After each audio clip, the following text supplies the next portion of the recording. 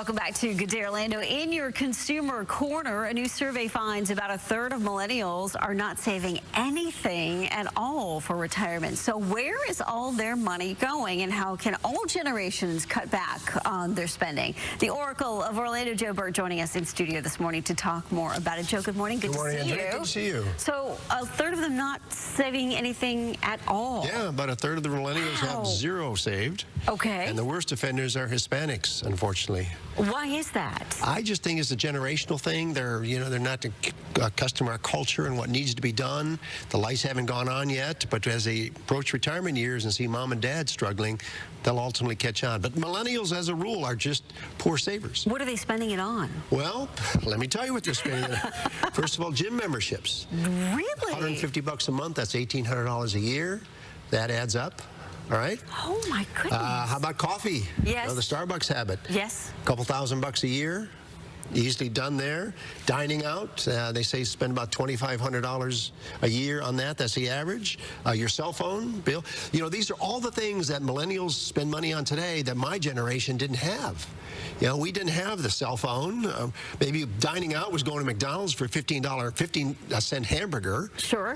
We didn't have gym memberships and the Netflix subscriptions.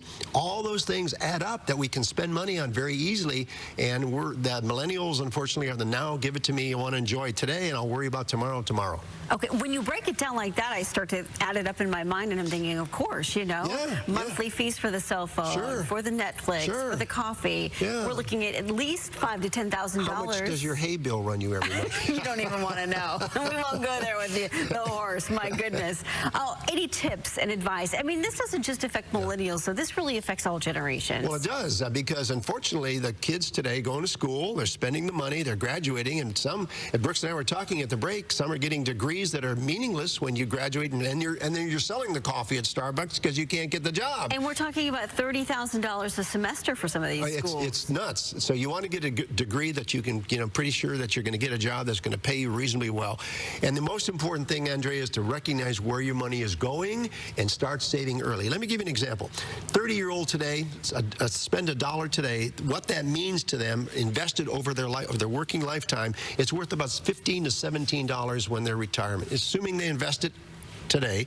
So that $5 cup of coffee is worth about $85 for you at age 66, 67. Wow. Yeah, it's compound interest is the eighth wonder of the world. That puts it into perspective. Yes, and unfortunately, they don't teach us this stuff in school. We go through life trying some of this, trying some of that, wake up when we're 55 years old and find we have a collection of financial accidents and wonder what happened. And because we don't learn this stuff, and our parents oftentimes don't know this stuff, they're not taught, so we've got a generation upon generation of financial illiterates. Retirement planning, we have a retirement crisis in this country because we haven't faced it.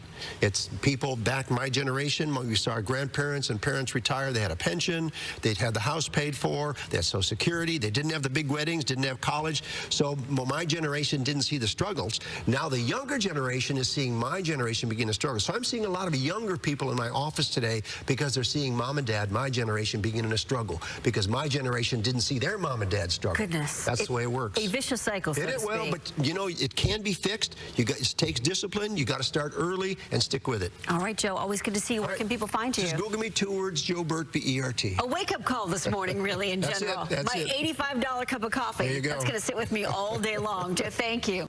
Thanks for watching. If you enjoyed this video, click here to subscribe to our CFG channel.